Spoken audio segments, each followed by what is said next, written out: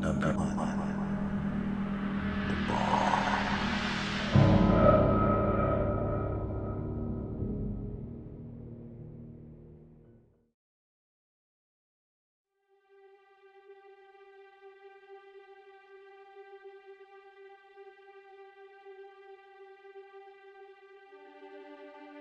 This is a weird story that happened back when I was a teenager.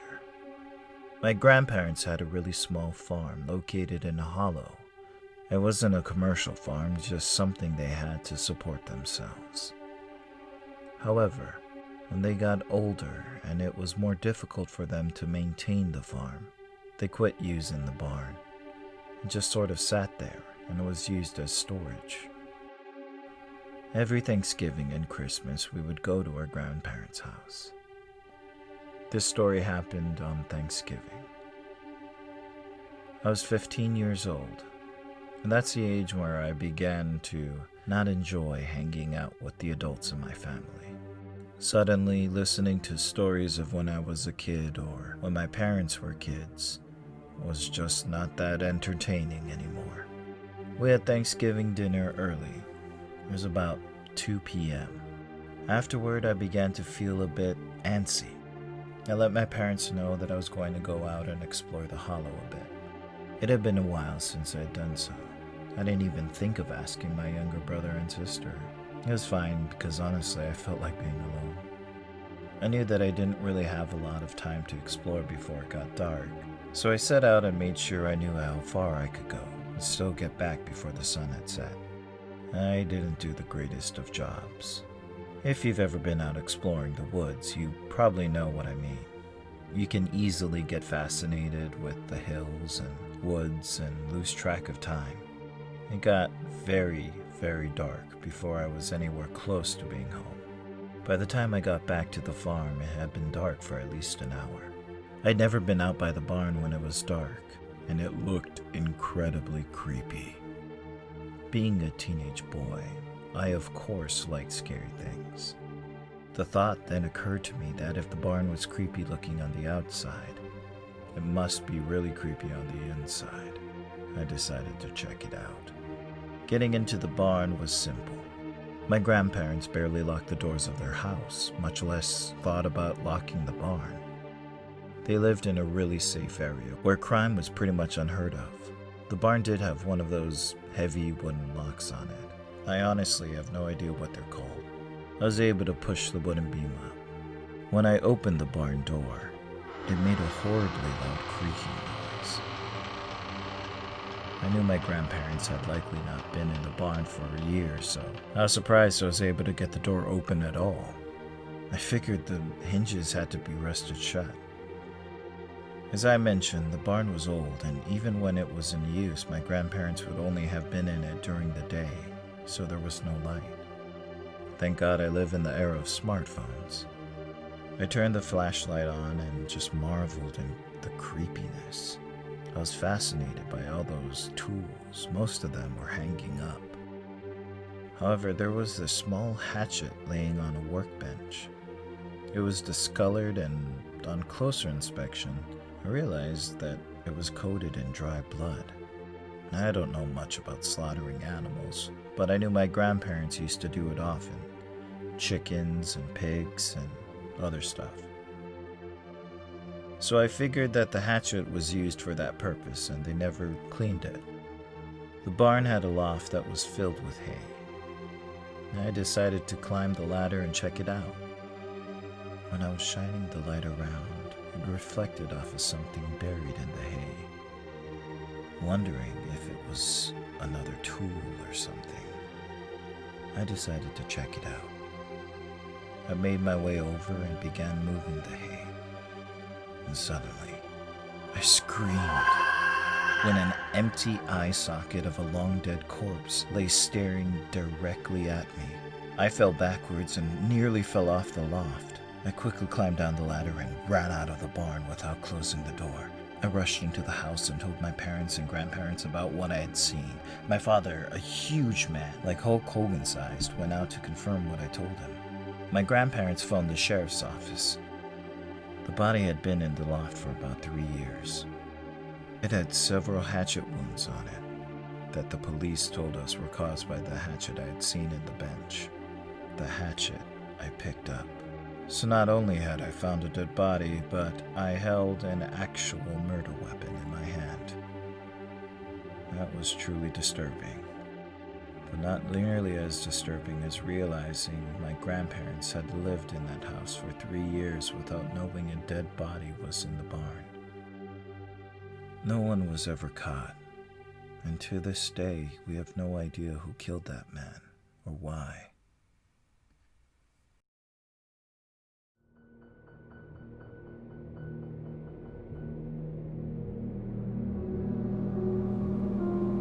Number 2. Alone.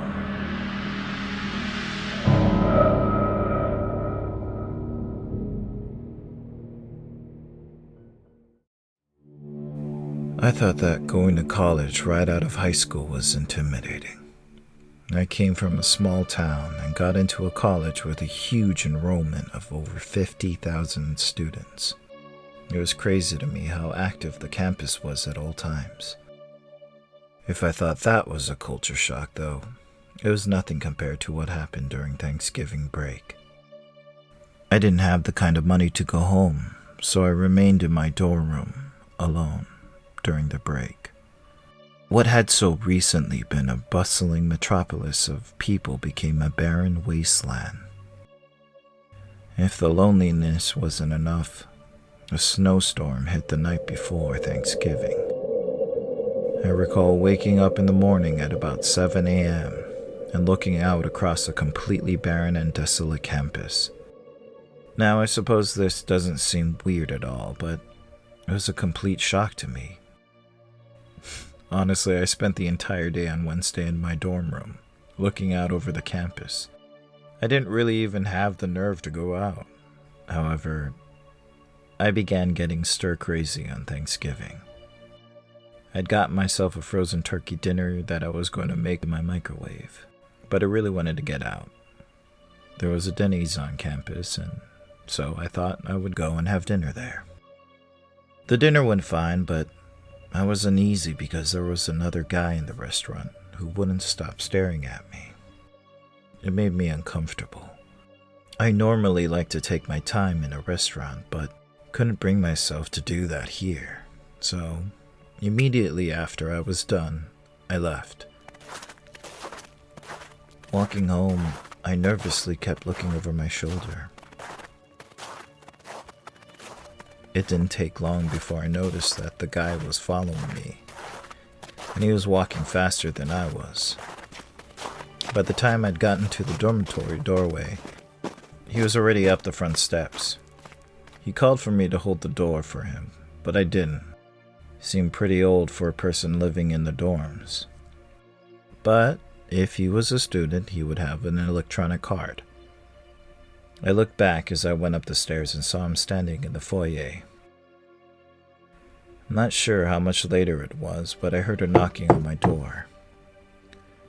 I got up and looked out the peephole and was surprised to see the man from outside standing in front of my door.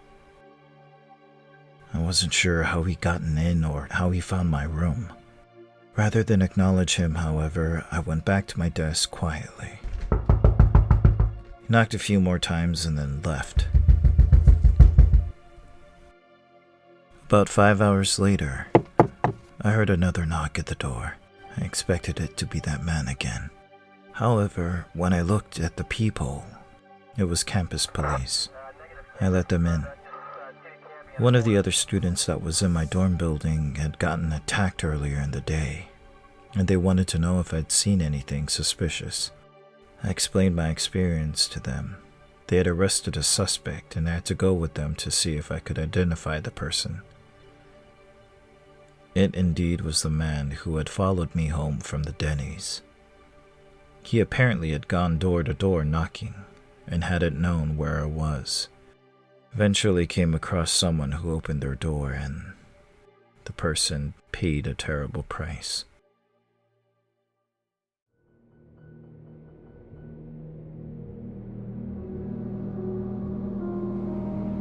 Number 3. shelter.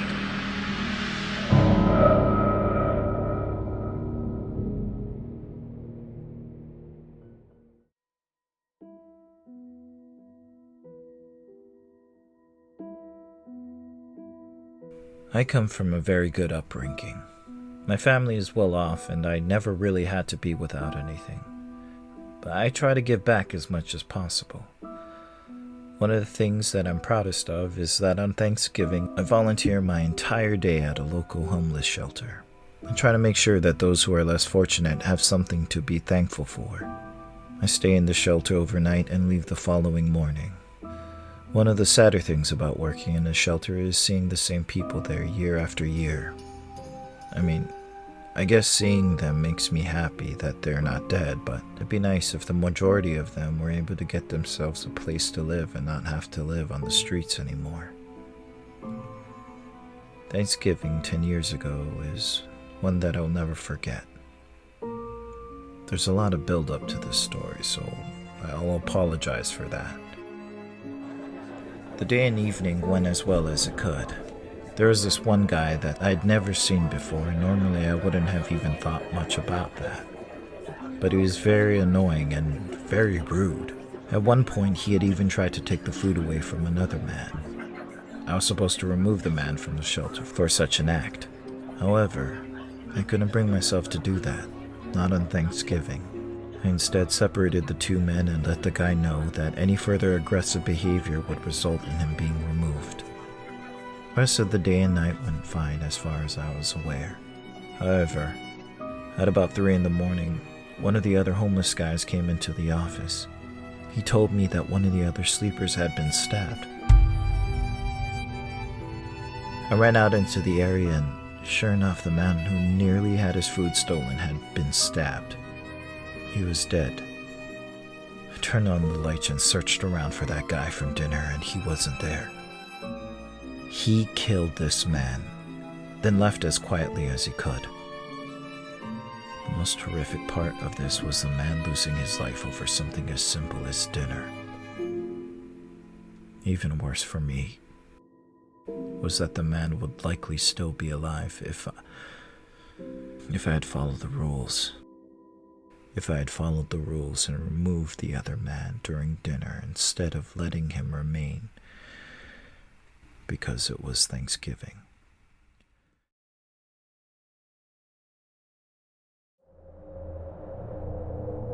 Happy Thanksgiving. Can't believe it's almost the end of the year. I want to thank everyone who's watched the video. Even if you don't make it to the end of the video, you still have my undying love. Oh, and thank you to my subscribers. I honestly didn't think I would have any, so thank you. And if you haven't yet, might I suggest stabbing that subscribe button and twist on notification to be notified of all of these terrifying tales. If you have a story that you'd like me to read, you're more than welcome to email me, YTmyster.G @gmail.com. Don't forget to include the type of story it is and how you'd like to be recognized. Oh, and follow me on Instagram at YT_Mr.G. That'd be awesome. Well, that'll do it for this episode.